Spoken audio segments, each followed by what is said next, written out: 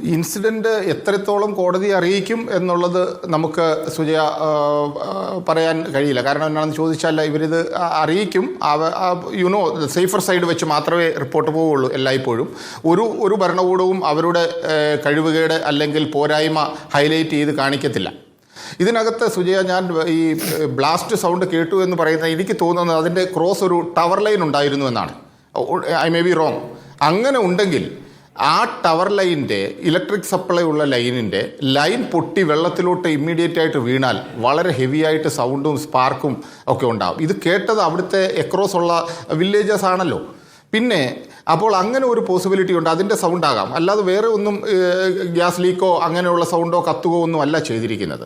രണ്ടാമത് ഇതിനകത്ത് നമ്മൾ മനസ്സിലാക്കേണ്ടത് അതായത് നമ്മൾ എവിടെ നടന്നിട്ടുള്ള ഒരു ഇൻസിഡൻ്റ് ആണെങ്കിൽ പോലും ഒരു ഐ വിറ്റ്നസ് ഈ ഇൻസിഡൻറ്റിൽ മാത്രമാണ് നമുക്ക് ഐ വിറ്റ്നസ് ഇല്ലാത്തത്. അപ്പോൾ എന്തുകൊണ്ട്? കാര്യം എസ്കേപ്പ് ചെയ്യാനുള്ള ചാൻസസ് 0 ആയിരുന്നു, ഒരാൾ പോലും. അങ്ങനെ അതിനകത്തു നിന്ന് അതൊരു വലിയൊരു ഡ്രോബാക്കാണ്. കാര്യം നമുക്കൊരു എവിഡൻസ് എന്തെങ്കിലും ഇവിടെ എന്നതായിരുന്നു എന്നുള്ള ഒരു രീതി. അതുകൊണ്ടാണ് ഞാൻ പറഞ്ഞത് ഇതൊരു ഹെവി ലാൻഡ് സ്ലൈഡ് എന്ന് പറഞ്ഞു കഴിഞ്ഞാൽ ഇത് ആ രീതിയിൽ വന്നു. ഫസ്റ്റിൽ തന്നെ ഇതിനകത്തോട്ട് പോയി കംപ്ലീറ്റ് ആയിട്ട്, അതായത് ഈ തിയറികളൊക്കെ സപ്പോർട്ട് ചെയ്യുന്ന രീതിയിലല്ല കാര്യം. പിന്നെ സുജയ, എനിക്കിതിനകത്ത് പറയാനുള്ളത്, ഇവിടെ എല്ലായ്പ്പോഴും എല്ലാം പറയേണ്ടത് SP അല്ലെങ്കിൽ കളക്ടർ, നേരെ മറിച്ച് അതാണ് ഞാൻ കേരളവുമായിട്ട് കമ്പയർ ചെയ്യുമ്പോഴുള്ള വ്യത്യാസം. അവിടെ ഒരു പഞ്ചായത്തുണ്ടോ?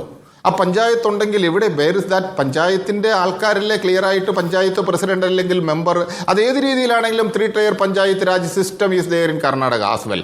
കർണാടക ഇന്ത്യയുടെ ഭാഗമാണല്ലോ. അപ്പം അവിടെ ലോക്കൽ ഗവൺമെൻറ്റിൻ്റെ ഇൻ്റർഫിയറൻസ് ആൻഡ് ഇൻഫ്ലുവൻസ് എവിടെ, എങ്ങനെ? ഒരു പക്ഷേ കുറേ റിപ്പോർട്ടുകളിൽ നമ്മൾ മനസ്സിലാക്കുന്നത് ആരും വില്ലേജിലുള്ളവരൊന്നും തുറന്നു പറയാൻ തയ്യാറാവുന്നില്ല. എന്നെ കോട്ട് ചെയ്യരുത് എന്ന് പറഞ്ഞു കഴിഞ്ഞാൽ എന്തോ ഒരു ഭയം, എന്താണ് ഒരു ഭാഗമായിട്ട് അത് അവശേഷിക്കുന്നുണ്ട്. അത് തുറന്നു പറയാൻ പറ്റാതെ ആൾക്കാരും തന്നെ മുന്നോട്ട് വന്നിട്ട് ഇന്ന് ഇത്രയും ഉണ്ടായിരുന്നു, ഇത്രയും പോയി എന്ന് പറഞ്ഞ്, അതായത് 2 പേര് മിസ്സിംഗ് ആയി നദിയുടെ ഇക്കരയിൽ നിന്ന് എന്ന് മാത്രമാണ് ആൾക്കാർ പറയുന്നത്. 2 3 എത്രയോ ആൾക്കാർ. അതനുസരിച്ചിട്ടാണ് കാര്യങ്ങൾ പോകുന്നത്. അപ്പം അവിടെ ഒരു സിസ്റ്റം ഫെയിലിയർ എന്നാണ് നമുക്ക് കാണേണ്ടത്. പിന്നെ രണ്ടാമത്, ഇപ്പം search what you said very correctly, എന്താണെന്ന് ചോദിച്ചാൽ ആ മൺകൂന ഡൗട്ട് എന്ന് പറയുന്നു. ഈ നാളെ ആ മൺകൂനയ്ക്കകത്തു നിന്നാണ് ആ ട്രക്ക് വരുന്നത് എങ്കിൽ ഒരു പക്ഷേ എനിക്ക് വിശ്വാസമില്ല, ആ മൺകൂനയ്ക്കകത്താണ് എങ്കിൽ അത് നമ്മൾ ചെയ്യുന്ന അങ്ങേയറ്റത്തെ ക്രൂരതയായിരിക്കും. റീസൺ ബീയിങ്, ഈ കരയിൽ സെർച്ച് നടക്കുമ്പോൾ തന്നെ ഇങ്ങനെ ഒരു ഡിപ്പോസിറ്റ് അവിടെ ഉണ്ടപ്പോൾ തീർച്ചയായിട്ടും അത് ഫസ്റ്റ് ഡേ, സെക്കൻഡ് ഡേ അല്ലെങ്കിൽ ഓപ്പറേഷൻ്റെ ബിഗിനിങ്ങിൽ തന്നെ ചെയ്യേണ്ട കാര്യമാണ്. അപ്പം ഞാൻ വിചാരിക്കുന്നത് നേവി അത് റൂൾ ഔട്ട് ചെയ്തിട്ടുണ്ടാവും, അതുകൊണ്ടാണ് അവരവിടെ സെർച്ച് ചെയ്യാത്തത് എന്നാണ് എനിക്ക് തോന്നുന്നത്. അല്ല എന്നുണ്ടെങ്കിൽ സ്വാഭാവികമായിട്ടും ആദ്യം തന്നെ സെർച്ച് ചെയ്യേണ്ട ഒരു സ്ഥലമായിരുന്നു അത്. അവർക്ക് അതിനകത്ത് അധികം വിശ്വാസം ഇല്ലായിരിക്കാം അതിനകത്ത് ഉണ്ട് എന്നുള്ള രീതിയിൽ. പക്ഷെ ഞാൻ ഈ പറഞ്ഞ രീതിയിൽ സൈഡിൽ തന്നെ ഡിപ്പോസിറ്റായി ഇരിക്കുന്നതായിരിക്കാം. പക്ഷേ ഇതിനകത്ത് വന്നിരിക്കുന്ന ഈ ഒരു സംഭവം, അതായത് ഞാൻ കുറച്ചുകൂടി ഡീറ്റെയിൽ ആയിട്ട് പറയുകയാണെന്നുണ്ടെങ്കിൽ കേരളത്തിൽ നിന്നുള്ള ആൾക്കാർ വൈകാരികമായി പ്രതികരിച്ചു. അതുപോലെ തന്നെ അവരുടെ ശരിക്കും പറയുകയാണെന്നുണ്ടെങ്കിൽ don't be a Gama in the land of lama എന്ന് പറഞ്ഞൊരു ചൊല്ലുണ്ട്. അതായത് ഞങ്ങളിവിടെ ചെയ്യുന്നതെല്ലാം വെറും ലോ ലെവലാണ്, നിങ്ങൾ വന്നിട്ട് സൂപ്പർ ബോസ് കളിക്കണ്ട എന്നുള്ള ഒരു ആറ്റിറ്റ്യൂഡ് കർണാടകത്തിലെ ആ ഒരു ഉണ്ടായോ എന്നെനിക്കൊരു സംശയമുണ്ട്, അവിടുത്തെ പോലീസ് ഫോഴ്സിൻ്റെ ഒക്കെ ഇൻ്റർഫിയറൻസ് കൊണ്ട്. പക്ഷേ ഇത് കർണാടക, കേരള, തമിഴ്നാട്, ഈ ഡൈവേർഷൻ എപ്പോഴാണ് ഉണ്ടാകുന്നത്? അതൊരു ജസ്റ്റ് അഡ്മിനിസ്ട്രേഷന് വേണ്ടി മാത്രം ഡിവൈഡ് ചെയ്തിട്ടുള്ള ഒരു സംഭവമാണ്. Kerala government, Karnataka government, Tamil, we all are Indians. ആ ഒരു ആറ്റിറ്റ്യൂഡിൽ ഇത് കാണേണ്ടതാണ്. ആ ആറ്റിറ്റ്യൂഡിൽ ആരും കാണാത്തത് എന്തേ?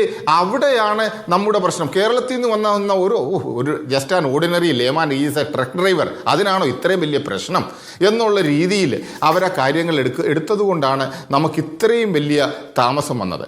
അവിടെ ആ ലോക്കൽ സപ്പോർട്ട്, അവിടുത്തെ ആ ലോക്കൽ ഡോക്ടർ മോഹനൻ പിള്ള, അതുകൊണ്ടാണ് ഞാൻ നേരത്തെ ആ ടാങ്കറിനെ കുറിച്ച് പറഞ്ഞത്. ഡോക്ടർ മോഹനൻ പിള്ള, ഞാൻ നേരത്തെ ആ ടാങ്കറിനെ കുറിച്ച് പറഞ്ഞത് അതുകൊണ്ടാണ്. ആ ടാങ്കർ റിക്കവർ ചെയ്യുന്നതിന്, ആ ടാങ്കർ കരയ്ക്കടുപ്പിക്കുന്നതിന്, ആ ടാങ്കറിൽ ഉണ്ടായിരുന്ന പാചകവാതകം മാറ്റുന്നതിന് അവിടെ മറ്റ് സേനാ വിഭാഗങ്ങളുടെയും ഒക്കെ സഹായം കിട്ടി എന്ന് അവർ കൃത്യമായി പറയുന്നുണ്ട്. അവിടെ എല്ലാവരും ഉണ്ടായിരുന്നു. ഈ ബ്ലാസ്റ്റ് ഈ ടാങ്കർ പൊട്ടിത്തെറിക്കാതിരിക്കാനുള്ള എല്ലാ മുൻകരുതലുകളും അവരവിടെ സ്വീകരിക്കുകയും ചെയ്യുമായിരുന്നു. അത് അവിടെയുള്ള മാധ്യമങ്ങളിലൊക്കെ വാർത്തയായി വന്നിട്ടുമുണ്ട്. അപ്പോൾ ഈ സഡാഗേരി എന്ന് പറയുന്ന സ്ഥലമാണ് 7 കിലോമീറ്റർ അപ്പുറമുള്ളത്. അപ്പോൾ ആ സഡാഗേരി എന്ന് പറയുന്ന സ്ഥലത്തേക്ക് അവിടെയുള്ള ആളുകളെയൊക്കെ ഒഴിപ്പിക്കുന്നതിന് 10-40 വീടുകൾ ഉണ്ടായിരുന്നു. അവിടെയുള്ള ആളുകളെയൊക്കെ ഒഴിപ്പിക്കുന്നതിന് അങ്ങനെയുള്ള മുന്നൊരുക്കങ്ങളെല്ലാം ആ പ്രദേശത്ത് അവർ സ്വീകരിച്ചു. അപ്പോൾ അതേ ദിവസം തന്നെ ഈ റെസ്ക്യൂവിൽ ചില കാര്യങ്ങളൊക്കെ ചെയ്യാൻ കഴിയുന്നുണ്ട്. പക്ഷേ പ്രയോറിറ്റി ഫിക്സ് ചെയ്തത് അങ്ങനെയുള്ള കാര്യങ്ങൾക്കാണ്. അത് ചെയ്യേണ്ടതാണ്. അത് കൃത്യമായി അത് അവർ ചെയ്തിട്ടുണ്ട്. സമാനമായ രീതിയിൽ തെരച്ചിൽ എന്തുകൊണ്ട് തുടർന്നില്ല? അന്നത്തെ ദിവസം തന്നെ ഈ ടാങ്കർ ഒഴുകിക്കിടക്കുമ്പോൾ നോക്കൂ, അതിലുള്ളത് ഈ SDRFിൻ്റെയും ഒക്കെ സംഘങ്ങൾ തന്നെയാണ്. ഫയർഫോഴ്സ് ഉണ്ടായിരുന്നു, പോലീസ് ഉണ്ടായിരുന്നു. അങ്ങനെയുള്ള സംഘങ്ങളെല്ലാം എത്തിയാണ് ഈ രക്ഷാദൗത്യത്തിന് ആ ടാങ്കർ അപ്പുറത്ത് സഗഡഗേരി എന്ന് പറയുന്ന 7 കിലോമീറ്റർ അപ്പുറത്തുള്ള സ്ഥലത്ത് കടലിലേക്ക് ഒഴുകി പോകുന്നതിന് മുൻപ് തന്നെ ആ ടാങ്കർ കെട്ടിവലിച്ച് കരയിലെത്തിക്കാൻ, ആ ടാങ്കറിൽ നിന്നുള്ള വാതകം മാറ്റാൻ, അതെല്ലാം ഇഫക്റ്റീവായിട്ട് ചെയ്യാൻ കഴിഞ്ഞിട്ടുണ്ട്. ആ സെയിം ഇഫക്റ്റീവ്നെസ് എന്തുകൊണ്ടാണ് ആ മറുതീരത്ത് നിന്ന് കാണാതായ സ്ത്രീയുടെ വിവരം അന്വേഷിച്ചുകൊണ്ട് ആളുകളൊക്കെ നടക്കുന്നുണ്ടായിരുന്നു. അർജുനെ കുറിച്ച് പറഞ്ഞുകൊണ്ട് അർജുന്റെ ലോറിയുടെ ഉടമയായ മനാഫും സഹോദരി ഭർത്താവ് ജിതിനും ഒക്കെ ഇതേ ദിവസം തന്നെ അവിടെ നടക്കുന്നുണ്ടായിരുന്നു. അവിടെയൊന്നും ഒരു ശുഷ്കാന്തി കാണാതിരുന്നത് എന്തുകൊണ്ടാണ്? ആ ചോദ്യത്തിനൊരു ഉത്തരം വേണ്ടേ ഡോക്ടർ മോഹനൻ പിള്ള? തീർച്ചയായിട്ടും ആ പാവപ്പെട്ട സ്ത്രീകളുടെ രോദനം കേൾക്കുവാൻ, അല്ലെ അവിടെയുള്ള ആൾക്കാരുടെ രോദനം കേൾക്കുവാൻ ഗവൺമെൻറ് ആ ലെവലിലോട്ട് വന്നിട്ടില്ല. ഇവിടെ നമ്മുടെ ഈ അർജുനെക്കുറിച്ചുള്ള കാര്യം പോലും ഹൈലൈറ്റ് ആവുന്നത് എന്തുകൊണ്ടാണ്? ലോറി ഓണർ മുനാഫ അത് എല്ലാവരെയും വിളിച്ച് പല രീതിയിൽ അപ്രോച്ച് ചെയ്യുന്നു. And plus point is nothing but he knows the local language, I suppose. അങ്ങനെ ഒരു ഇഷ്യൂ കൂടെ ഉണ്ട്, കന്നഡ, ഹീ നോസ് ഇറ്റ്. അപ്പോൾ അവരുമായിട്ടൊക്കെ ഇൻ്റർഫിയർ ചെയ്ത് മിങ്കിൾ ചെയ്തിട്ട് ആ ഒരു രീതിയിൽ വന്ന് ഒരു രക്ഷയുമില്ലാഞ്ഞിട്ട് മീഡിയയെ അപ്രോച്ച് ചെയ്ത് പിന്നെ you people are taken it. See, ഈ ഓപ്പറേഷൻ്റെ എൻ്റയർ ക്രെഡിറ്റിൽ 90% of the credit should go to the media persons. There is no doubt in to it. It is not to the army or navy or even waste is the Karnataka government. So നിങ്ങളിത് highlight ചെയ്തും എടുത്തുകൊണ്ട് വന്നപ്പോൾ പ്രതികരിക്കാൻ നിർബന്ധിതരായി ഭരണകൂടത്തിലുള്ളവർ. അവർ പ്രതികരിക്കാൻ നിർബന്ധിതരായി എന്നല്ല, നിങ്ങൾ അവരെ നിർബന്ധിതരാക്കി എന്ന് വേണമെങ്കിൽ പറയണം. അവരെ നിർബന്ധിതരാക്കി ഈ ലെവലിൽ കൊണ്ടുവന്നു. ഒരു state complete directly or indirectly moral support കൊടുത്തുകൊണ്ട് ആ ഒരു രീതിയിലേക്ക് ഈ ലെവലിൽ ഉയർത്തിക്കൊണ്ടുവരാൻ നിങ്ങൾക്ക് കഴിഞ്ഞു എന്നുള്ളത് ഏറ്റവും നല്ല ഒരു കാര്യമാണ്. രണ്ടാമത് ഈ എസ്പെഷ്യലി റിപ്പോർട്ടർ ചാനൽ എന്ന് പറഞ്ഞു കഴിഞ്ഞാൽ the entire India, all channels must be focusing on the budget debate and all. Still you are after this humanitarian incident. ആ ഒരു ഇൻസിഡൻറ്റിൻ്റെ പിന്നാലെയാണ് നിങ്ങൾ. അതാണ് മനുഷ്യൻ പ്രത്യേകിച്ചിട്ട് കാണേണ്ടത്. ആ ഒരു ആറ്റിറ്റ്യൂഡ്, ആ ഒരു പോസിറ്റീവ്നെസ്, അതാണ് റിപ്പോർട്ടർ ചാനലിലൂടെ ആൾക്കാർ കണ്ടുകൊണ്ടിരിക്കുന്നത്. അപ്പോൾ തീർച്ചയായിട്ടും ഈ ഒരു കുറവ്, അതായത് ഈ ജീവൻ നഷ്ടപ്പെട്ടവർക്ക് ബെൻസ് കാറോ അല്ലെങ്കിൽ ജീവൻ നഷ്ടപ്പെട്ടവർ BMW ഒന്നും പോകുന്നവരായിരിക്കില്ല. അതുപോലെ തന്നെ ഈ ജീവൻ നഷ്ടപ്പെട്ടവർക്ക് വെറും അവരുടെ കയ്യിൽ മഷി പെരേണ്ട ഒരു വോട്ട് അത് എങ്ങനെ കച്ചവടത്തിൽ എടുക്കുകയോ അല്ലാതെ എടുക്കുകയോ ചെയ്തതായിരിക്കാം. അല്ലാതെ അവരെ സംബന്ധിച്ചിടത്തോളം ഒരു അധികാരമോ പവറോ അത് അവരെ രക്ഷപ്പെടുത്തിയിട്ട് ഗവൺമെൻറ്റിന് എന്ത് നേടാനാണ്? ഇപ്പം ഈ കഴിഞ്ഞ ഇടയിലൊക്കെ ഒരു മിനിസ്റ്ററോ ആരോ പറയുന്നത് കേട്ടു, ഞാൻ എന്തോ ഒരു മെഷീനറി കൊണ്ടുവന്നതിന് 25,000 I paid from my pocket എന്നൊക്കെയാണ് പറയുന്നത്. അതായത് പൈസയുടെ കണക്കാണ്. ആ ഒരു രീതിയിലോട്ട് വന്നിട്ടുണ്ട്.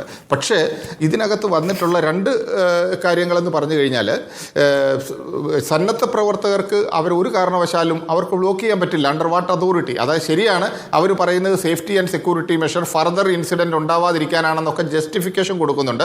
പക്ഷേ ആ ജസ്റ്റിഫിക്കേഷൻ ഒന്നും ഒരു വാല്യൂ ഇല്ല.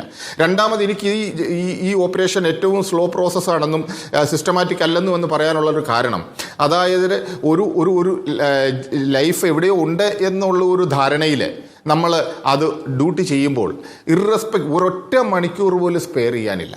ഇത് ഞാൻ കണ്ടത് ഓഫീസ് റുട്ടീൻ എന്നുള്ള രീതിയിൽ മോർണിംഗ് ഈവനിങ്, രാവിലെ വരുന്നു, തൂമ്പ എടുക്കുന്നു, കിളയ്ക്കുന്നു, 5 മണിയാകുമ്പോൾ തൂമ്പ താഴെ വെക്കുന്നു, തിരിച്ചു പോകുന്നു.